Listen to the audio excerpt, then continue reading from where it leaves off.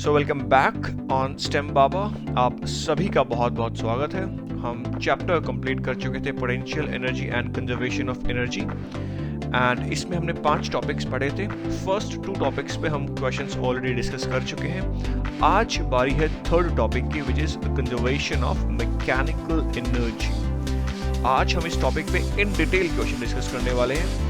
Question starting में पहले easy होंगे, देन मॉडरेट एंड फाइनली हम टफ क्वेश्चन भी देखने वाले हैं। तो चलिए बिना किसी देरी के शुरुआत करते हैं इस शानदार वीडियो की।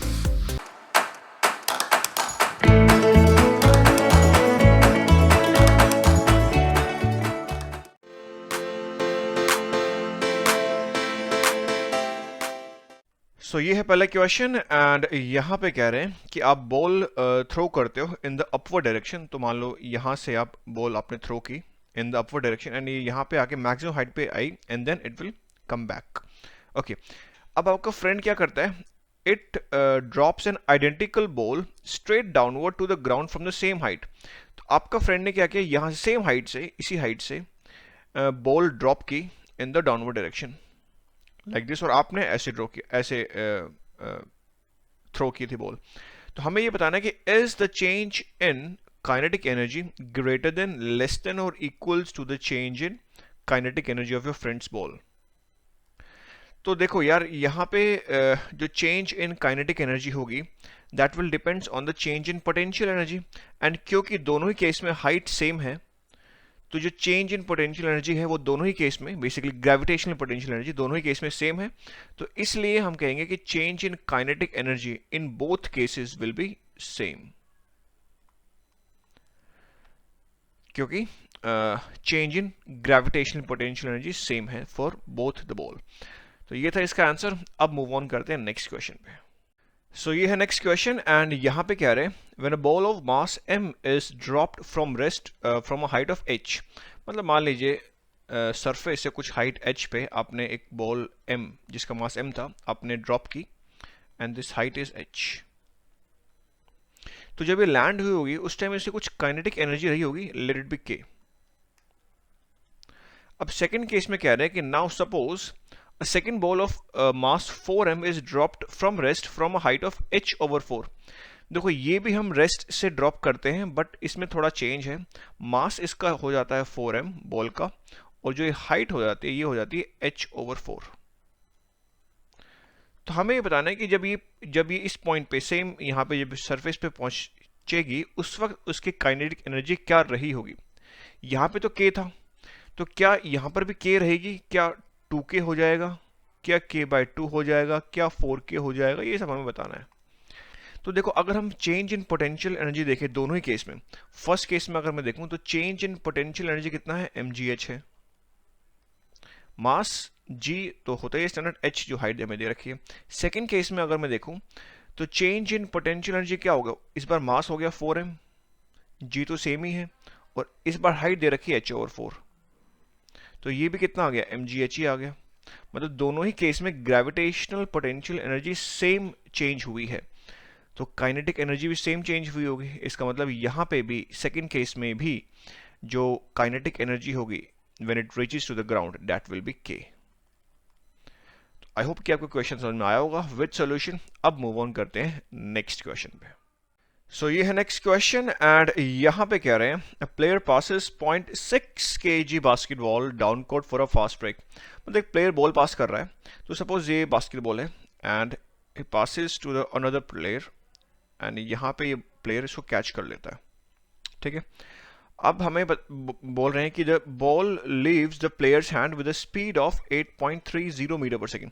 मतलब जब इस पॉइंट पे थी, जब फर्स्ट प्लेयर के पास थी, उस वक्त जो स्पीड थी बॉल की वो थी 8.30 metre per second, and it slows down to 7.10 metre per second at the highest point. Highest point क्या है? ये वाला हाईएस्ट पॉइंट।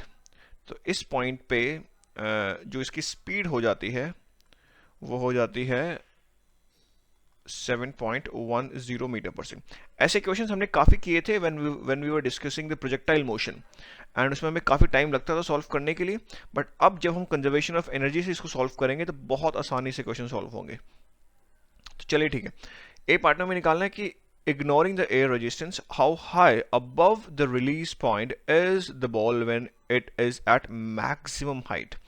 मतलब रिलीज करने के बाद इसकी मैक्सिमम हाइट क्या रही होगी, एच मैक्स, ये हमें बताना है।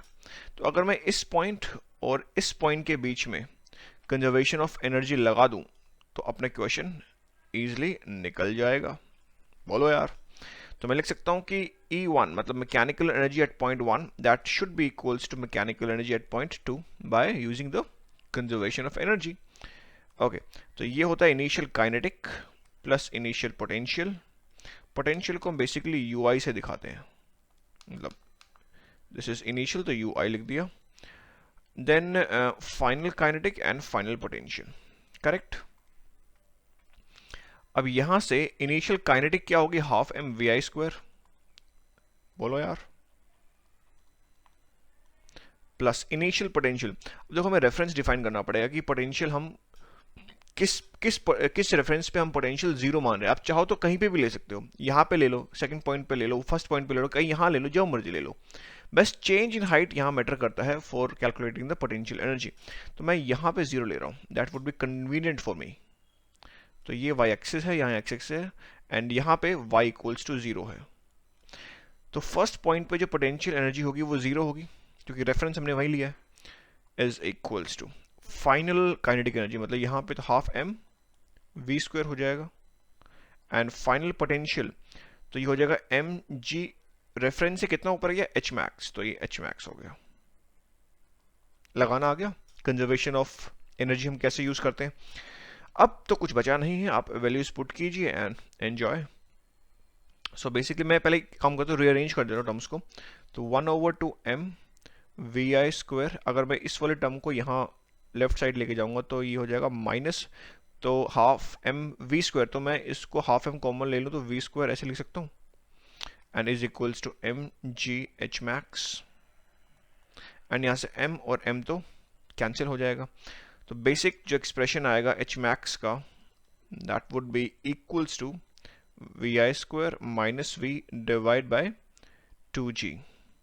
अब वी स्क्वायर, अब आप वैल्यूज पुट कीजिए, that would be easier for us now. So V I हमें दे रखा था 8.30, तो इसका स्क्वायर, v हमें दे रखा है 7.10, इसका square divide by 2 times g is 9.81, इसको सिंप्लीफाई करेंगे you will get this h max to be 0.942 metre.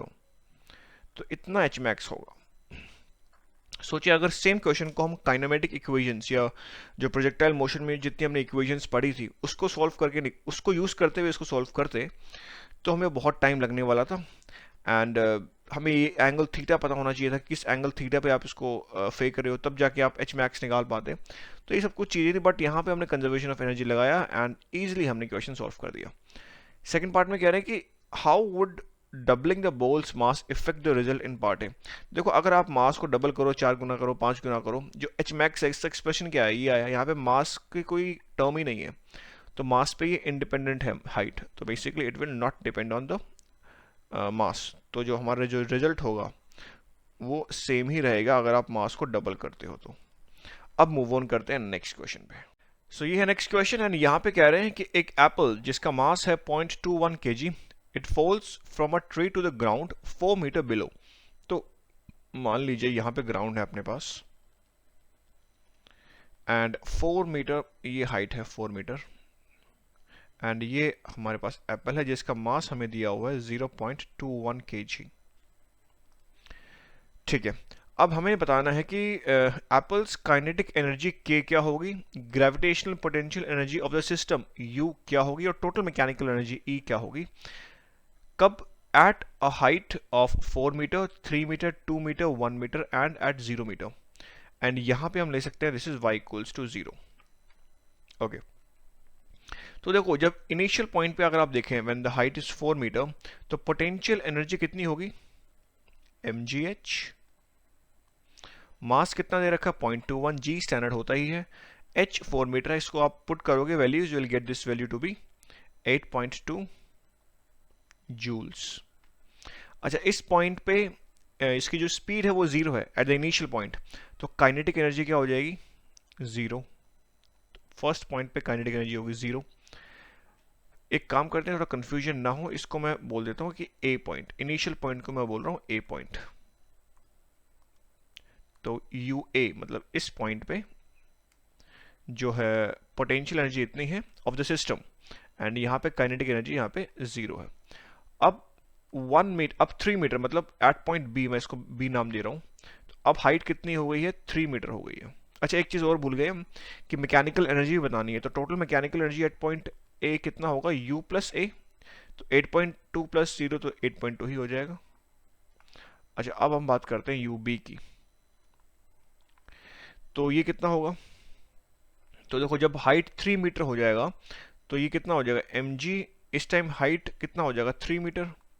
M और जी तो हमें पता ही है, तो you will get this value to be 6.2 joules B point पे।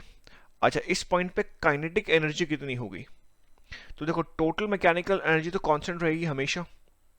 किसी भी पॉइंट पे देखो ई ए जो total mechanical energy that will be constant by using the conservation of energy. तो मैं ये लिख सकता हूं कि जो ई बी होगा that will be equals to U B plus K B, kinetic energy point B. अच्छा, एट पॉइंट बी और एट पॉइंट ए पे जो टोटल मैकेनिकल एनर्जी होगी वो 8.2 ही होगी। तो यहां से मैं के बी मतलब काइनेटिक कितनी होगी बी पॉइंट पे वो मैं निकाल सकता हूँ। तो ये कितना हो जाएगा 8.2 minus 6.2, 8.2 minus 6.2, so that will be equals to 2.1। तो बी पॉइंट पे जो काइनेटिक एनर्जी होगी वो कितनी हो जाएगी 2.1, और जो अपने पास पोटेंशियल है वो कितना हो जाएगा 6.2। टोटल अभी भी सेम ही रहेगी, इस किसी भी पॉइंट पे देखो टोटल एनर्जी सेम रहेगी। तो इसी तरीके से हम 2 पे भी निकाल सकते हैं, 1 पे भी निकाल सकते हैं और 0 मीटर भी निकाल सकते हैं by using the same method. तो मैं इसको एक टेबल में पुट कर देता हूँ। तो हमें निकालना था potential energy, kinetic energy and total energy at when y is 4 meter, 3 meter, 2 meter, 1 meter and 0 meter. तो जब 4 मीटर पे था उस टाइम पोटेंशियल एनर्जी कितनी थी 8.2, तो यहाँ मैं लिख देता हूँ 8.2। काइनेटिक कितनी थी उस वक्त 0 थी, और टोटल 8.2, करेक्ट। जब 3 मीटर था उस वक्त पोटेंशियल कितनी थी 6.2, काइनेटिक कितना है 2.1, एंड टोटल कितना है 8.2। देखो यहाँ पे 0.1 का फर्क आएगा क्योंकि हमने राउंडिंग ऑफ की वजह से 0.1 का फर्क आ रहा है। अदरवाइज जो जो वैल्यूज होती है वो सेम ही होती है, मतलब इनको अगर आप ऐड करोगे तो एग्जैक्टली सेम ही आएगा, बट राउंडिंग ऑफ की वजह से हम लोगों को थोड़ा 0.1 का थोड़ा फर्क आ रहा है। नाउ व्हेन 2 पे अगर आप देखोगे तो ये पोटेंशियल भी 4.1 हो जाएगा और काइनेटिक भी 4.1 हो जाएगा, टोटल 8.2। देन 1 मीटर पे ये हो जाएगा 2.1, 6.2, टोटल विल बी 8.2। फाइनल में 0 हो जाएगा पोटेंशियल, जब यहाँ पे जब पहुंच जाएगा 0 मीटर पे एप्पल, तो पोटेंशियल तो हो गया 0, काइनेटिक पूरा 8.2 हो जाएगा, टोटल भी 8.2 हो जाएगा। तो ये था आंसर इस क्वेश्चन का। अब मूव ऑन करते हैं नेक्स्ट क्वेश्चन पे। सो ये है नेक्स्ट क्वेश्चन, एंड यहाँ पे कह रहे हैं कि a block that has a mass of 1.40 kg, it slides with a speed of this much on a frictionless horizontal surface until it encounters a spring with a force constant of this। तो मैं इसको picture में के through समझाया तो actually हो क्या रहा है। तो ये अपने पास सरफेस है, फ्रिक्शनलेस सरफेस है, एंड यहाँ पे एक स्प्रिंग अटैच्ड है, एंड स्प्रिंग कांस्टेंट k की वैल्यू हमें दे रखी है, this is 734 newton per meter. अब यहां से एक ब्लॉक है, it is moving towards the spring with a speed of 0.950 meter per second. क्योंकि फ्रिक्शनलेस सरफेस है तो इसी स्पीड के साथ ये मूव करता आ रहा है until it encounters the spring. तो जब तक स्प्रिंग से टकराता नहीं तब तक ये इतनी स्पीड से मूव कर रहा था। अब क्या हुआ, क्योंकि कुछ स्पीड से मूव कर रहा था, तो जब इसकी स्पीड 0 हुई तो इस स्प्रिंग को इसने कुछ कंप्रेस कर दिया। कितना कंप्रेस कर दिया वो हमें दे रखा है 4.15 सेंटीमीटर, लिखा है ना, the block comes to rest after compressing the spring 4.15 centimeter. तो मतलब इसने कितना स्प्रिंग को कंप्रेस किया, 4.15 सेंटीमीटर, करेक्ट। अब यहां पे हमें बताना है कि find the springs potential energy U, kinetic energy of the block K, and the total mechanical energy of the system E for the compressions of 0 centimeter, 1 centimeter, 2 centimeter, 3 centimeter and 4 centimeter। तो मतलब जो compression 0 centimetre है उस वक्त system के पास कितनी kinetic energy है, कितनी पोटेंशियल है, कितनी मैकेनिकल है, तो ये हमें निकालना है। और जब 1 सेंटीमीटर कंप्रेस करते हैं तो उस वक्त क्या होती है। तो चलिए सॉल्व करते हैं इसको वन बाय वन। अगर मैं फर्स्ट केस की बात करूं, व्हेन मतलब जब कंप्रेस नहीं है, मतलब जब ये जस्ट एट द टच किया है इसने स्प्रिंग को, उस वक्त जो काइनेटिक एनर्जी रही होगी सिस्टम की वो कितनी रही होगी, हाफ एम वी स्क्वायर, और ए पॉइंट है तो मैं वी ए स्क्वायर ले लेता हूं। तो ये इनिशियल स्पीड कितने से आ रहा था, इतना, तो इस वक्त भी इसकी स्पीड इस पॉइंट पे भी कितनी रही होगी, यही। तो यहाँ पे अगर मैं m मास हमें दे रखा है 1.40 kg, आप वैल्यूज पुट कीजिए, you will get this value to be 0.632 joules. अच्छा, इस वक्त सिस्टम की पोटेंशियल एनर्जी देखो, यहाँ पे जो स्प्रिंग है कंप्रेस नहीं हुई है, तो जो उसकी पोटेंशियल एनर्जी होगी वो जीरो ही होगी। तो सिस्टम की जो पोटेंशियल एनर्जी इस टाइम पे होती है कि हाफ के एक्स स्क्वायर होते हैं ना, एक्स ए स्क्वायर लो, और ए यहाँ पे जीरो है तो इसलिए ये आ गया जीरो। अब टोटल मैकेनिकल एनर्जी कितनी होगी, पोटेंशियल प्लस काइनेटिक, तो ई ए पॉइंट पे जो टोटल मैकेनिकल एनर्जी होगी दैट विल बी के ए प्लस यू ए, मतलब ये तो जीरो है तो ये आ जाएगा हमारे पास 0.632 joules. I hope I am clear. Now next part में कह रहे हैं कि अगर 1 सेंटीमीटर ये कंप्रेस कर देता है, मतलब यहां मान लें 1 सेंटीमीटर, तो इस वक्त इसके काइनेटिक क्या रही होगी, पोटेंशियल क्या रही होगी। तो देखो सबसे पहले एक काम करते हैं, पोटेंशियल निकाल लेते हैं। तो यू बी, तो यहाँ पे क्या हो जाएगा, हाफ के एक्स बी का स्क्वायर, यही होता है expression for the potential energy of spring. तो 1/2 के की वैल्यू हमें पता है 734 न्यूटन पर मीटर, क्वेश्चन में दे रखी है। एक्स बी 1 सेंटीमीटर, तो 1 सेंटीमीटर को अगर आप मीटर में लिखोगे तो आएगा 0.01 मीटर, इसको करो square, so that will be 0.0367 joules, correct. अच्छा, अब हमें काइनेटिक कैसे निकालें। तो देखो हमें ये मालूम है कि जो टोटल मैकेनिकल एनर्जी होगी एट पॉइंट बी, ये किसके बराबर होगी, total mechanical energy at point ए, क्योंकि कंजर्व रहेगी, यहाँ पे फ्रिक्शनलेस है सरफेस, तो इसलिए टोटल मैकेनिकल एनर्जी कंजर्व रहने वाली है। तो ई ए हमें मालूम था कितना है 0.632 जूल्स, और ई बी कितना होगा, you B plus K B, मतलब ये हाँ पोटेंशियल काइनेटिक प्लस मतलब पोटेंशियल प्लस मतलब पोटेंशियल प्लस काइनेटिक होता है ना, तो यू भी हम ऑलरेडी निकाल चुके हैं, के भी हम यहाँ से निकाल ले जाएंगे, कुछ नहीं है। यहाँ से के बी की वैल्यू कितनी आ जाएगी, this would be 0.632 minus U B हमारे पास आया है 0.0367 and that will be equals to 0.595 joules. I hope कि आपको समझ में आया हो कि हमने 1 सेंटीमीटर पे कैसे काइनेटिक निकाला। इसी तरीके से हम 2 सेंटीमीटर पे भी निकाल सकते हैं कि 2 सेंटीमीटर पे कितनी काइनेटिक पोटेंशियल होगी, 3 पे कितना होगा और 4 पे कितना होगा। तो मैं एक काम करता हूँ, मैं इसको एक टेबल के हेल्प से इसको मैं शो कर देता हूँ।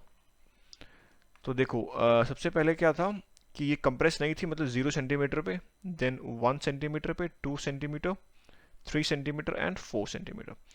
देखो जब कंप्रेस नहीं थे स्प्रिंग उस वक्त उसकी पोटेंशियल कितनी थी, 0।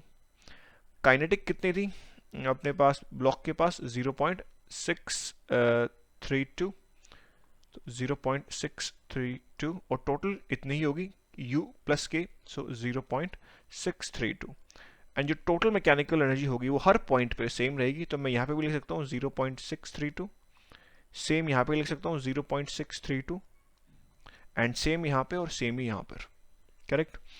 अच्छा, पोटेंशियल जब 1 सेंटीमीटर पे था उस वक्त पोटेंशियल कितना था, इतना, तो 0.0367 हो गया। तो मैं इसको अगर मैं राउंड ऑफ करूं तो 0.37 में लिख लेता हूं, तो 0.037 काइनेटिक कितना आया था 0.595।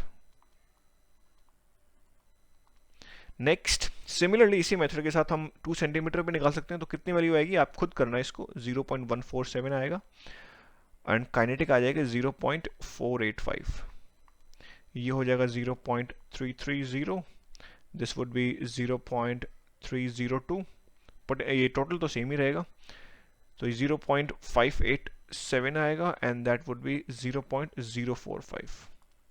आप किसी भी पॉइंट पे देखना जो सम ऑफ काइनेटिक और पोटेंशियल का जो सम होगा वो हमेशा इतना ही आने वाला है। एंड कुछ सिमिलर क्वेश्चंस हमने तब भी सॉल्व किए थे जब हम वर्क एनर्जी थ्योरम पढ़ रहे थे, उस वक्त भी हमने ऐसे क्वेश्चन सॉल्व किए थे। जब एक ब्लॉक आ रहा है, स्प्रिंग को कंप्रेस कर रहा है, तब हम निकाल रहे थे जब कंप्रेस हुई होगी तो उस वक्त उसकी स्पीड कितनी होगी। इस टाइप के क्वेश्चंस हमने सॉल्व किए थे when we were discussing the work energy theorem, and same questions हम सॉल्व कर सकते हैं by using the conservation of energy. तो मैं यहाँ पे बेसिकली यही बताना चाह रहा हूँ कि फिजिक्स में एक क्वेश्चन को सॉल्व करने के काफ़ी तरीके हो सकते हैं। आप काइनेमेटिक इक्वेशंस लगा के आप क्वेश्चन, जैसे मैंने पिछले क्वेश्चन में देखा था, आप सॉल्व कर सकते हैं, या कंजर्वेशन ऑफ एनर्जी लगा के। सिमिलरली आप यहाँ पे देखोगे इन क्वेश्चंस को हम अलग अलग मेथड से सॉल्व कर सकते हैं।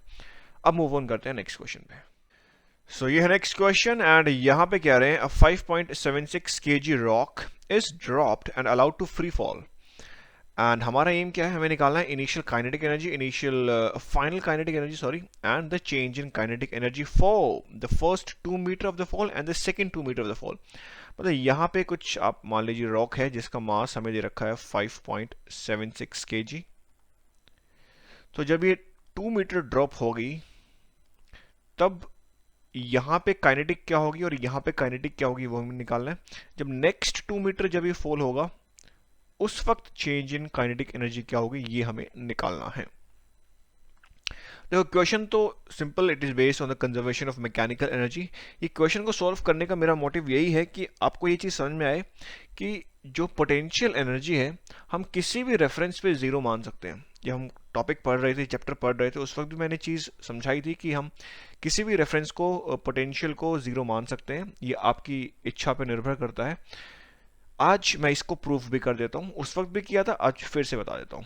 तो आप चाहो तो इसको पोटेंशियल, इस रेफरेंस को पोटेंशियल जीरो मान लो, आप चाहो तो यहाँ पे जीरो मान लो, आप चाहो तो यहाँ पे जीरो मान लो, इससे फर्क नहीं पड़ेगा।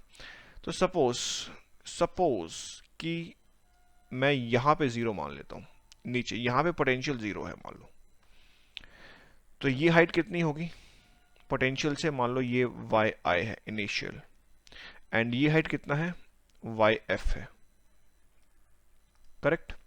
मैं इसके और इस पॉइंट के बीच में कंजर्वेशन ऑफ मैकेनिकल एनर्जी लगा रहा हूं।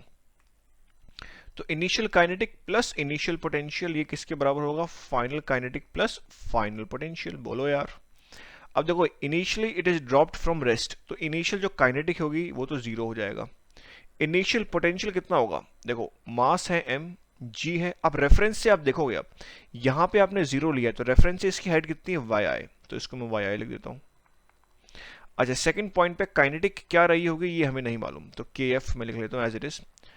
यू एफ कितना हो जाएगा एम जी वाई एफ, देखो यहाँ पे इसकी हाइट रेफरेंस से देखना है हमेशा, लेकिन तो ये कितना है वाई एफ, तो ये हो गया।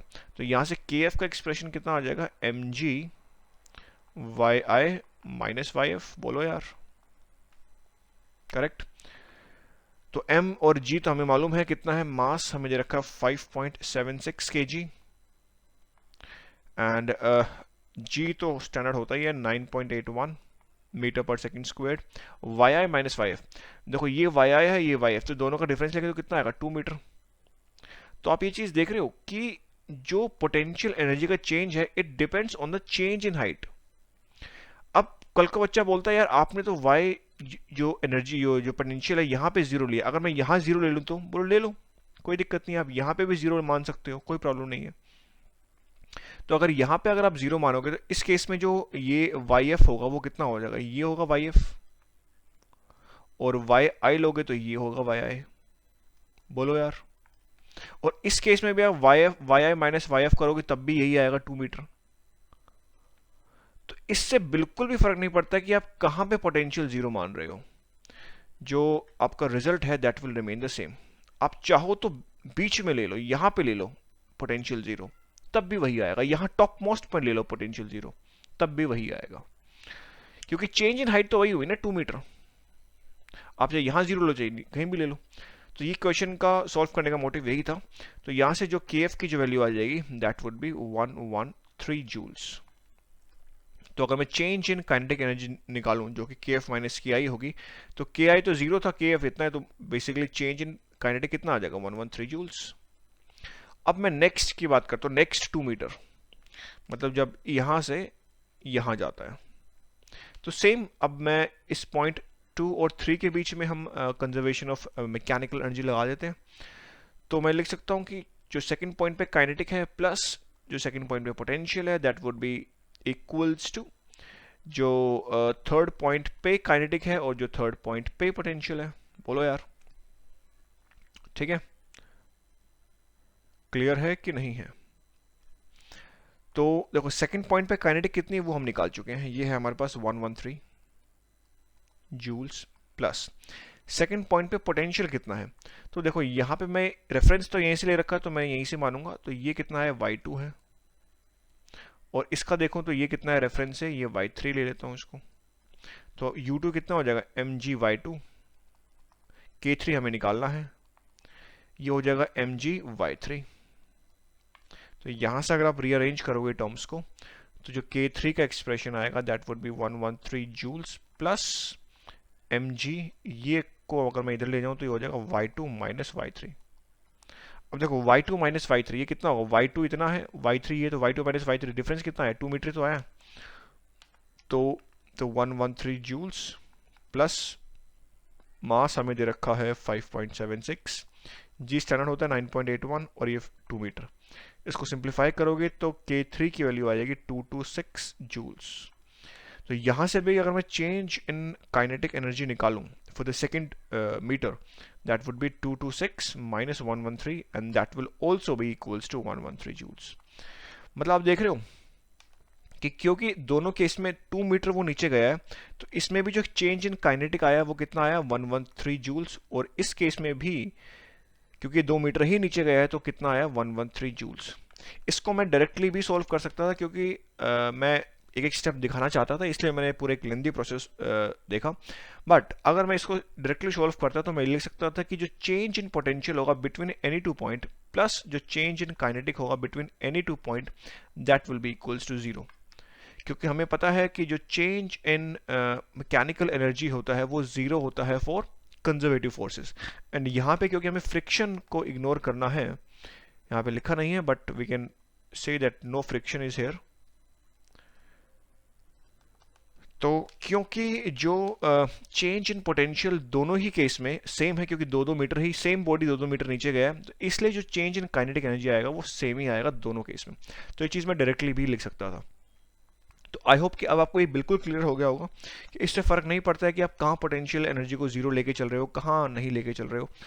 बट हाँ, जहाँ आपने एक बार पोटेंशियल को 0 मान लिया फिर पूरे क्वेश्चन में वही लेके चलना है, फिर बीच बीच में चेंज मत करना है। एक बार मान लो कि यहाँ 0 रेफरेंस एक बार मार्क कर लिया, then will solve question according to that reference. तो आई होप आपको क्वेश्चन समझ में आया होगा। अब मूव ऑन करते हैं एक और क्वेश्चन पे। सो ये है next question and this will be the final question for this video.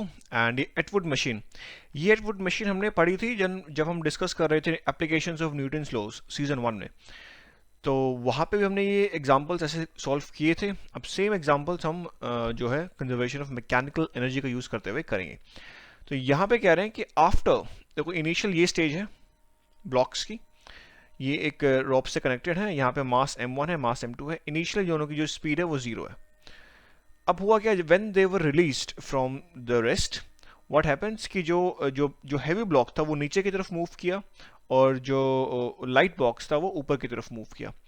तो ये h रेफरेंस, ये हमने रेफरेंस ले रखा, मतलब ये पॉजिटिव x एक्सिस है, this is a positive y axis. तो ये रेफरेंस से h ऊपर गया ब्लॉक 1 और ये ब्लॉक 2 रेफरेंस से कुछ h नीचे गया। अब हमें ये बताना है कि स्पीड क्या रही होगी of the masses just before m2 lands. मतलब जब मास m2, जब ब्लॉक जब ये इस पे लैंड करता है उस वक्त उसकी स्पीड क्या रही होगी m1 m2 दोनों की। देखो क्योंकि रोप से कनेक्टेड है और जो जो इस केस में क्या होगा कि जो रोप है वो नेग्लिजिबल मास की है और फ्रिक्शनलेस है, तो जो अपने पास जो ब्लॉक की जो स्पीड होगी वो किसी भी इंस्टेंट पे दोनों ब्लॉक्स की M1 M2 वो दोनों की जो स्पीड होगी वो सेम रहेगी। ये कॉन्सेप्ट बहुत ज़रूरी है। मतलब जब ये ब्लॉक M2 जब ये हिट करेगा तो उस वक्त जो इसकी स्पीड v रही होगी तो इसकी भी स्पीड v रही होगी, मैं ये कहना चाह रहा हूँ। ओके, तो अब हमें बताना है आंसर, और हमें जो आंसर है वो बताना है in terms of M1 M2 G and H। Okay, simple हम कंजर्वेशन ऑफ मैकेनिकल एनर्जी लगाएंगे। Initial kinetic plus initial potential that will be equals to final kinetic plus final potential. Correct. देखो initial point पे जो देखोगे आप kinetic, क्योंकि rest पे है तो इनिशियल काइनेटिक एनर्जी जीरो होगी, प्लस पोटेंशियल। अब देखो ये भी रेफरेंस पे ही है तो इस रेफरेंस पे जो पोटेंशियल एनर्जी होगी वो जीरो ही होगी, दोनों ही ब्लॉक की, तो जीरो। फाइनल काइनेटिक, तो देखो ये कुछ स्पीड v से मूव कर रहा है m1, तो ये हो जाएगा half m1 v square. Block 2 का अगर मैं लिखूं तो हो जाएगा half m2 v square. Speed दोनों की सेम ही रहेगी, मतलब ये चीज़ काइनेटिक एनर्जी डिफरेंट होगी क्योंकि मास अलग है। अच्छा, फाइनल पोटेंशियल, तो देखो ये जो ब्लॉक ये वाला m1 है ये तो h ऊपर गया रेफरेंस से, तो इसका तो जो पोटेंशियल एनर्जी इंक्रीज हो जाएगी तो m1gh हो जाएगा। अब ये रेफरेंस से h नीचे गया तो ये हो जाएगा माइनस, क्योंकि रेफरेंस से नीचे गया तो इसकी पोटेंशियल एनर्जी डिक्रीज होगी ब्लॉक 2 की, तो ये हो जाएगा m2gh। तो यहां से अगर मैं रीअरेंज करूं टर्म्स को फॉर v, फाइनल स्पीड का जो एक्सप्रेशन आएगा that would be equals to square root 2 times gh times m2 minus m1 divide by m1 plus m2। So this would be the expression. आप सिर्फ मैंने इस equation को जो है इसको रीअरेंज किया है टर्म्स को, and we have got this expression. B part में कह रहे हैं कि अगर h की वैल्यू इतनी हो, m1 की वैल्यू इतनी हो, m2 की वैल्यू इतनी होगी, तो बताइए फाइनल स्पीड क्या रही होगी। तो h पता है, m2 m1 पता है, तो आप सिर्फ वैल्यू पुट कर दीजिए। तो हमें पता है स्टैंडर्ड होता है, तो यहां से अगर आप वैल्यूज पुट करोगे you will get this value to be 1.1 meter per second. तो ये हो जाएगा आंसर बी पार्ट का। now, एक क्वेश्चन मैं आपको दे रहा हूं ताकि आपकी भी थोड़ी समझ बढ़ सके इस क्वेश्चन के ऊपर। इस क्वेश्चन में क्या है कि सपोज कि जो अभी हमने जो इसकी जो इनिशियल स्पीड ली थी, इस केस में हमने जीरो ली थी, बट सपोज कि जो इनिशियल स्पीड है of the block 2 and block 1 वो जीरो नहीं है, वो हो जाती है 0.20 मीटर पर सेकेंड। एंड जो ये ब्लॉक 2 है ये ऊपर की तरफ मूव कर रहा है इस तरफ विद दिस स्पीड, जीरो नहीं है, 0.20 हो गई है और ऊपर की तरफ मूव कर रहा है। एंड हमें ये बताना है कि how high does the mass m2 rises above its initial position before coming to rest. मतलब इनिशियली वो ऊपर की तरफ मूव कर रहा था विद दिस मच स्पीड, मान लो यहाँ पे आके वो कुछ इसकी स्पीड जीरो हो जाती है, एंड जितना ये हाइट, जितना ये h ऊपर गया होगा उतना ही ये जो ब्लॉक ये नीचे की तरफ आएगा। ठीक है, तो यहाँ पे इसकी भी स्पीड जीरो हो जाएगी जब इसकी स्पीड जीरो होगी। तो हमें बताना है कि कितने अपने रेफरेंस से ये कितना ऊपर गया कि तब उसकी हाइट, ये जो स्पीड रही होगी वो जीरो रही होगी। इसमें बच्चा कंफ्यूज हो सकता होगा यार क्योंकि मास m2 तो जो है वो तो हैवियर है, तो उसको तो नीचे मूव करना चाहिए, ऊपर कैसे मूव कर रहा है। हमने खुद इसको मूव करवाया है, इसको हमने खुद से अपनी एनर्जी देके इसको मूव करवाया ऊपर विद दिस मच स्पीड 0.20। तो होगा क्या, जैसे जैसे ऊपर जाएगा बट ये चाहेगा कि नीचे आए, बट क्योंकि हमने इनिशियली कुछ इसको एनर्जी दी है, कुछ वर्क किया है इसके ऊपर, तो होगा क्या, ऊपर जाते जाते जाते इसकी स्पीड कम हो जाएगी। तो किसी पॉइंट पे जो स्पीड जीरो होगी ना, तो वही हमें निकालना है कि किस पॉइंट पे रेफरेंस से कितना ऊपर वो गया होगा कि उसकी स्पीड वहां पे जीरो हुई होगी। सेम कॉन्सेप्ट हमें लगाना है, कंजर्वेशन ऑफ मैकेनिकल एनर्जी करके आप सॉल्व कर सकते हैं। एंड आई होप कि आपको जितने क्वेश्चन आज हमने डिस्कस किए हैं ये आपको समझ में आए होंगे। ये वाला क्वेश्चन आपको खुद से करना है, and if you have any doubt in solving this question you can comment me in the comment box below. हम लोग आप जितना आप कमेंट करेंगे उसके हिसाब से मैं जो है जो आप डाउट्स आप बताएंगे कमेंट्स में, तो उसके हिसाब से मैं नेक्स्ट वीडियो लेके आऊँगा। तो अभी के लिए इस वीडियो में इतना ही। अपना बहुत ही ख्याल रखिएगा। Good bye.